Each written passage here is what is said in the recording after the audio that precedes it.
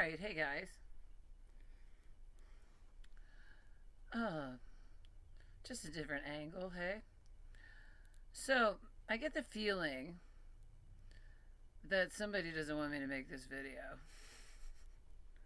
So I'm gonna make the video, of course. Um, this video is gonna be about the multimillionaire stepfather. Okay? Because I know some people. I came through extreme poverty and also all that money too.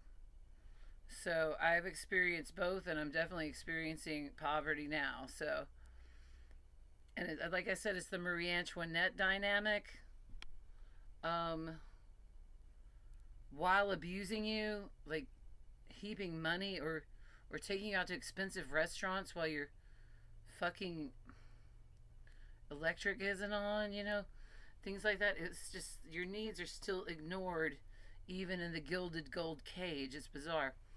So this goes back to 1995. I want to say for the record that my stepfather, I'm not going to say his name to protect his identity. Well, he was stepfather number one, two, three. Yes, he was stepfather number three. Yeah, she doesn't count the first one because she says she didn't marry him. But yeah, no, whatever. I don't care. She had us calling him daddy, and she used his last name all the time, so I don't care. Anyway, now when I first got to Naples, where I'm from, I was pretty much put in my place. I had just graduated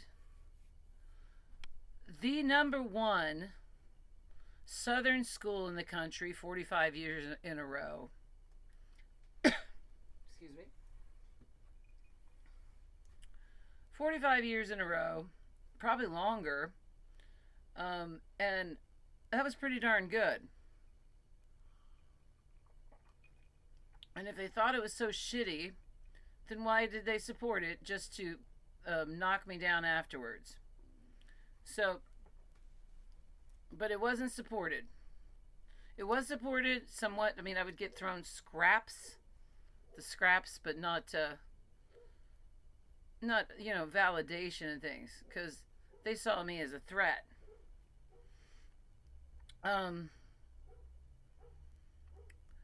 My stepfather, I will say for the record, could be generous sometimes with me.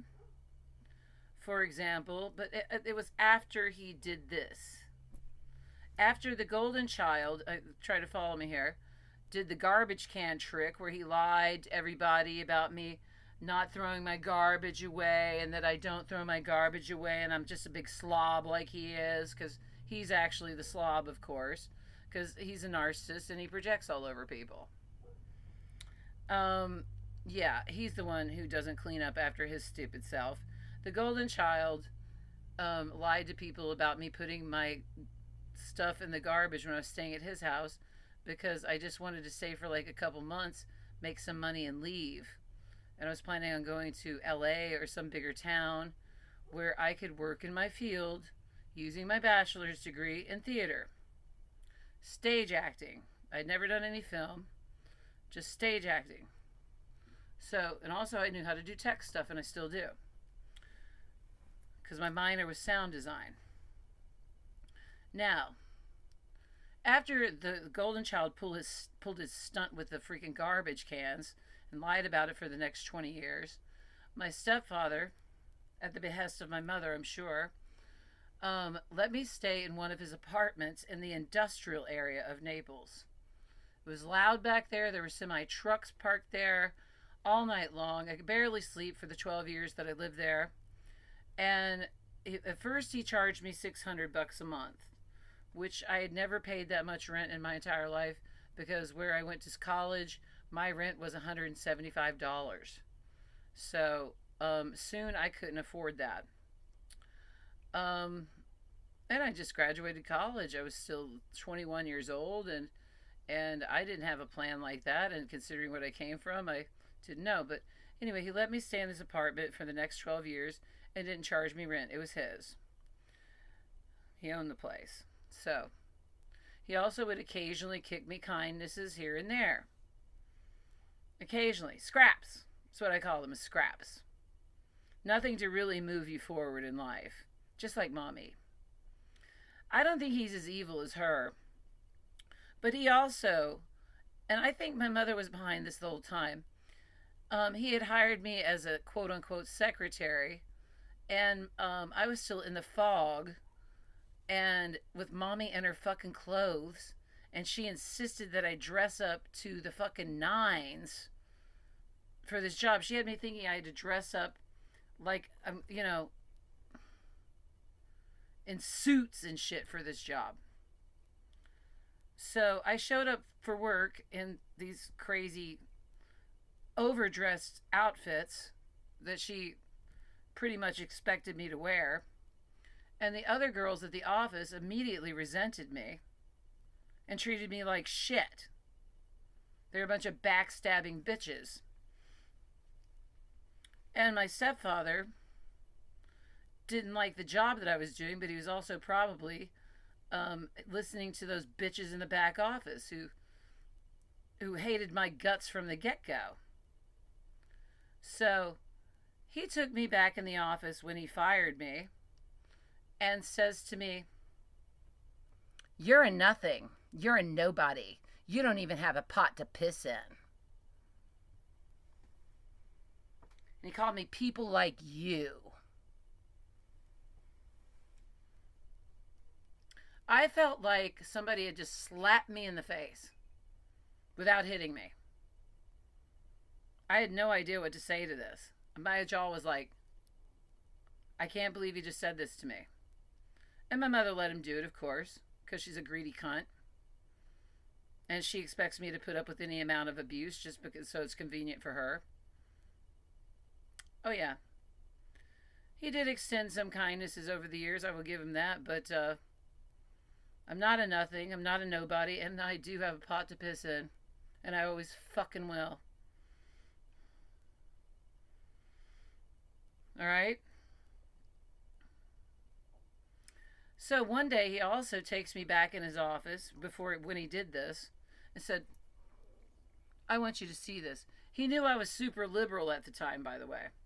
I was really too liberal at the time. I must say for myself I was too liberal, because I'm not that liberal now. I'm definitely more conservative now. But that's what happens when you get older and you kind of see what's going on. And he forced me to watch him sign a check for his taxes. And I was like, what is this about? And he signed a check for his taxes for his company with 300 employees, construction company, for $450,000 and $457,000 and some change. And I was like, wow. Later on, he became a multi-millionaire. He just wanted me to see that to show me how much he pays in taxes. I don't know what you think about that one way or the other, but it's definitely a remarkable. When he did start being a more multi-millionaire, he brought a cigar, a bottle of wine, and a bunch of roses to the tax office to pay $1 million in taxes.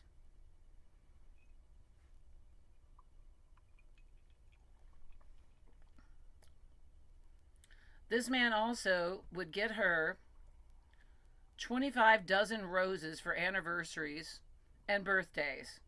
You would walk in the house, their house, and there would be these roses everywhere in the house.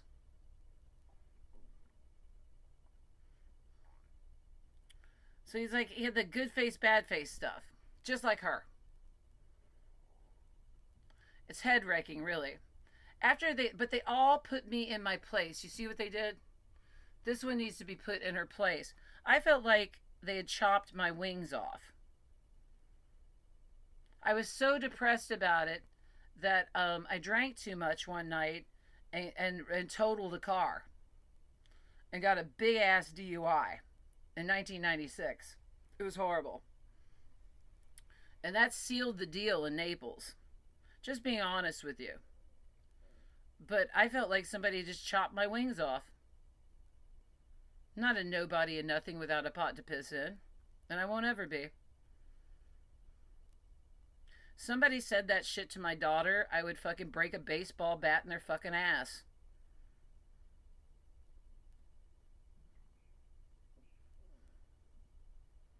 I mean, that was just so uncalled for. They did take me out to very expensive dinners congratulating me on college, but then also inferring so many times that college was just useless and what the hell did I do that for and all this stuff after her and her ex-husband had supported me in college the whole time. What the hell is a person supposed to think about this shit? And of course, the theater work in Naples did not pay. The only theater work that paid was being a sound design person or being a stagehand for the big stadiums like the Barbara B. Mann Performing Arts Hall, the Ice Palace, and the Orlando Arena. And I worked in all of them, actually, because I did become a stagehand for 5 years. He also, yeah, what I think is funny, too, he's called me a bum before. That's what I wanted to talk about. He's called me a bum before. And I worked 12-hour days, sometimes, most of the time, 7 days a week, for at least 10 to 12 years. At least I work, but I know who doesn't, and it's her. Who's the bum now? She won't even lift a finger to fucking work.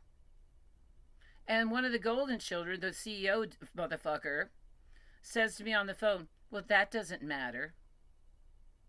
That you work 12-hour days, fucking 7 days a week. He says, well, that just doesn't matter.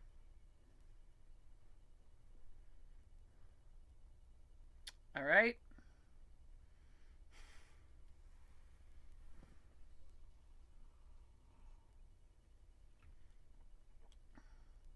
You can't win. I'm just being kicked all the way around in this situation. And by the time I got in trouble with the car, my fate was sealed.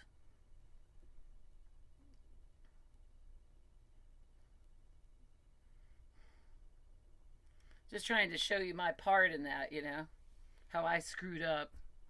Because that was a big major fuck up on my part. But, yeah. And then from now on, I had to be her little servant.